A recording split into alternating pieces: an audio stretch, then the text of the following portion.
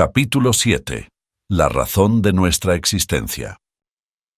Por mucho tiempo la gente se ha preguntado el significado de la vida en la Tierra. Han mirado al enorme cielo estrellado. Han admirado una puesta de sol de hermosos colores y la belleza de la campiña.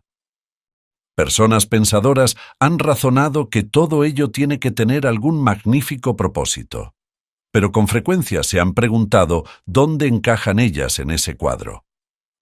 En alguna ocasión en la vida, la mayoría de la gente se pregunta: ¿se supone que solo vivamos por corto tiempo, saquemos lo que podamos de la vida y entonces muramos? ¿A dónde vamos en realidad?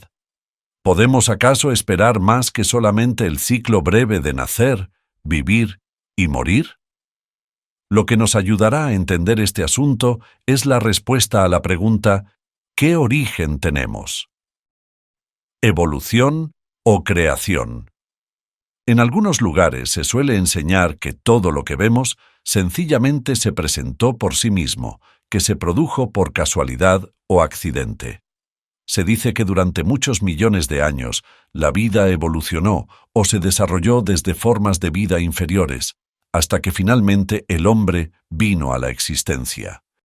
En muchas partes de la Tierra se enseña como hecho o realidad esta teoría de la evolución. Pero, ¿es cierto que hayamos venido de una bestia simiesca que haya vivido hace millones de años? ¿Se produjo simplemente por accidente este gran universo? La Biblia dice: «En el principio creó Dios los cielos y la tierra». Y la realidad científica concuerda en que tanto los cielos, con sus miles de millones de estrellas, como nuestra Tierra, tuvieron principio. Fueron creados.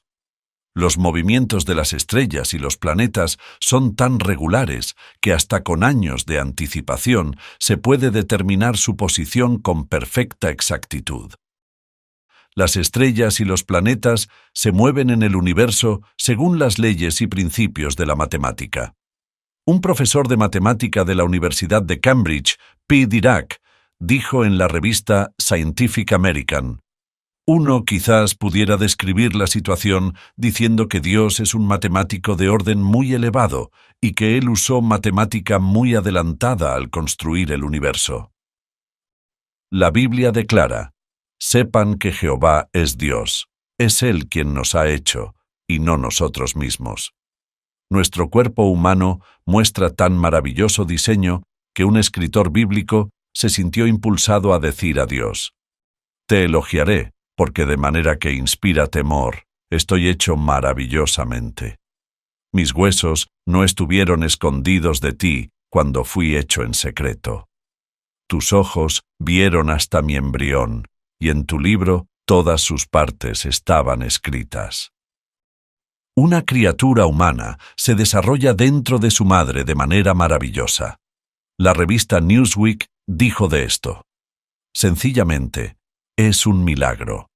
Entonces añadió: «Ninguna técnica puede señalar con exactitud el tiempo importantísimo de la concepción. Ningún científico puede decir qué fuerzas maravillosas toman las riendas entonces para desarrollar los órganos y las miríadas de redes nerviosas de un embrión humano. Piense en nuestro gran universo, así como en nuestro propio cuerpo maravillosamente construido y diseñado. El razonamiento sano debería decirnos que estas cosas no llegaron a existir por simplemente evolucionar o presentarse por sí mismas. Tendrían que tener un diseñador, un creador. Considere otras cosas que vemos a nuestro alrededor. Al hallarse en su casa, pregúntese: ¿acaso evolucionaron mi escritorio, la lámpara, la cama, la silla, la mesa, las paredes o hasta la casa misma? ¿O necesitaron un hacedor? Por supuesto, estas cosas tuvieron que ser obra de personas inteligentes.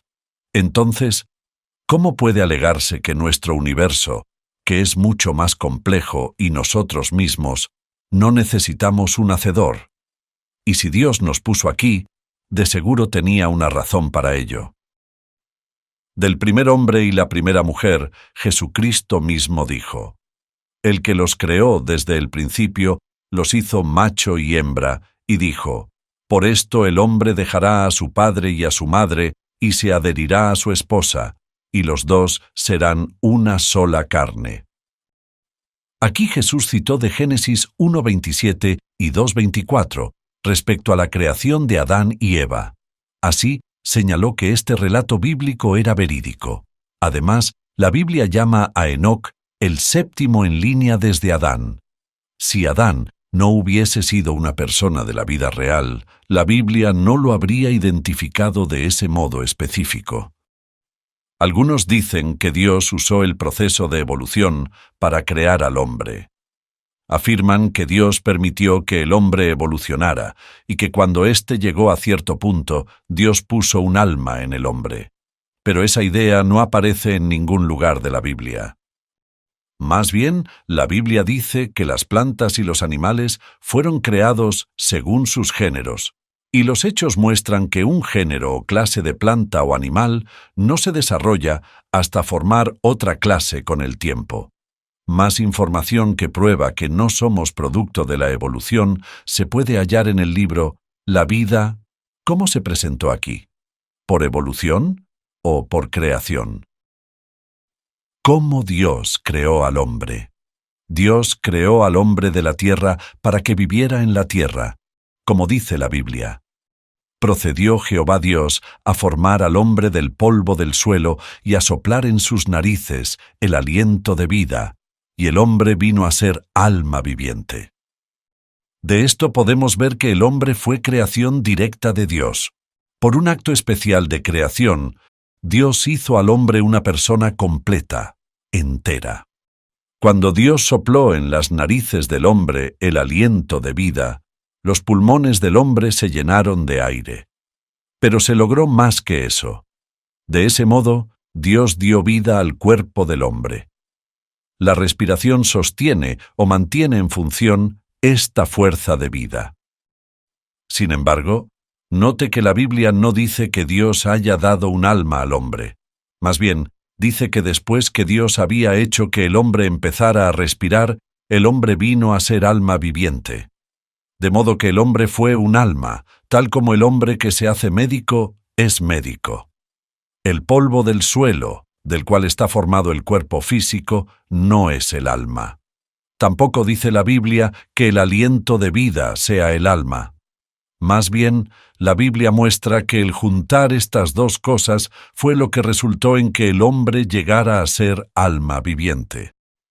Puesto que el alma humana es el hombre mismo, entonces no puede ser ninguna cosa parecida a una sombra que viva dentro del cuerpo o que pueda salir del cuerpo. Puesto sencillamente, la Biblia enseña que el alma suya es usted.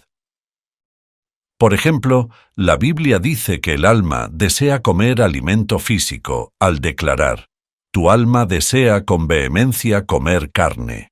También dice que las almas tienen sangre que viaja por sus venas, porque habla de las marcas de sangre de las almas de los inocentes pobres. ¿Por qué puso Dios al hombre en la tierra? ¿No era el propósito de Dios el que Adán y Eva murieran después de algún tiempo y pasaran a vivir en otro lugar? Se suponía que se quedaran aquí para atender la tierra y todas sus cosas animadas. Como dice la Biblia, los bendijo Dios y les dijo Dios: «Sean fructíferos y háganse muchos, y llenen la tierra y sojúzguenla, y tengan en sujeción los peces del mar y las criaturas volátiles de los cielos y toda criatura viviente que se mueve sobre la tierra». Tanto Adán y Eva como todos los hijos que ellos tendrían pudieran haber sido felices en la tierra para siempre y hacer las cosas que Dios deseara que hicieran. Note que los bendijo Dios. Él realmente se interesaba en sus hijos terrestres. De modo que, como Padre amoroso, les dio instrucciones que eran para el bien de ellos. Ellos habrían hallado felicidad al obedecerlas. Jesús sabía esto, y por eso dijo posteriormente: «Felices son los que oyen la palabra de Dios y la guardan». Jesús guardó la palabra de Dios. «Siempre hago las cosas que le agradan», dijo. Esta es la clave a la mismísima razón de nuestra existencia. es que tengamos vidas felices, colmadas de gran variedad de experiencias, mediante vivir en armonía con la voluntad de Dios. El servir a Jehová es algo que dará verdadero significado a nuestra vida ahora. Y al hacer eso, estaremos encaminándonos a vivir para siempre en el paraíso en la tierra. ¿Por qué envejecemos y morimos? Pero ahora todos envejecemos y morimos. ¿Por qué? Como se indicó en el capítulo anterior, esto se debe a la rebelión de Adán y Eva.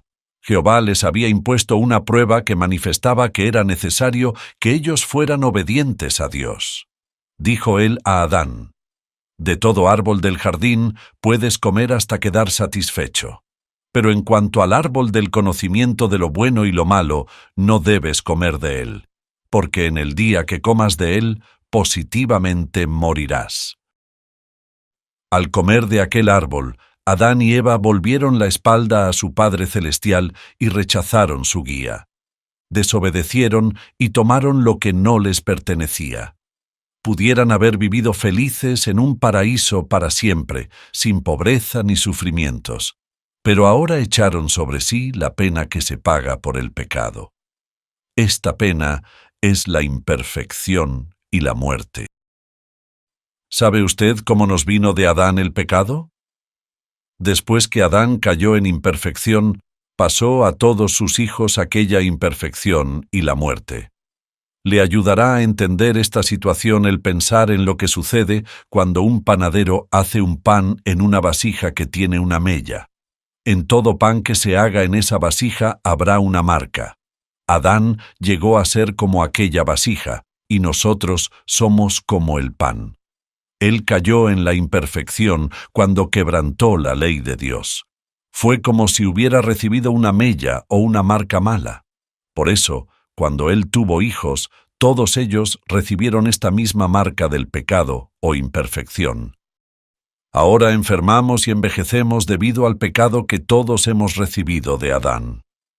Uno de los milagros que Jesús ejecutó muestra esto. Mientras Jesús estaba enseñando en la casa donde se alojaba, se reunió una muchedumbre tan grande que ya nadie más podía entrar en la habitación. Cuando 4 hombres llevaron allí a un paralítico que yacía sobre una camilla, vieron que no podían entrar. Por eso, subieron al techo, hicieron una abertura en él y bajaron la camilla con el paralítico en ella hasta el mismo lado de Jesús. Cuando Jesús vio la mucha fe que tenían, dijo al paralítico: «Tus pecados son perdonados». Pero entre los presentes allí había personas que no creían que Jesús pudiera perdonar pecados. De modo que Jesús dijo: «Para que sepan ustedes que el Hijo del Hombre tiene autoridad para perdonar pecados sobre la tierra», dijo al paralítico: «Te digo, levántate, toma tu camilla y vete a tu casa». Con eso, él sí se levantó, y tomó al punto su camilla y salió andando delante de todos ellos. Imagínese lo que este poder de Jesús puede significar para nosotros. Bajo la gobernación del reino de Dios, Cristo podrá perdonar los pecados de todas las personas que aman a Dios y le sirven. Esto significa que todos los dolores y sufrimientos y enfermedades serán quitados. Nadie jamás tendrá que envejecer y morir. ¡Qué maravillosa esperanza es esta para el porvenir! Sí, verdaderamente podemos esperar mucho más que solo nacer, vivir por poco tiempo y entonces morir. Al continuar aprendiendo acerca de Dios y al servirle, realmente podemos vivir para siempre en el paraíso en la tierra.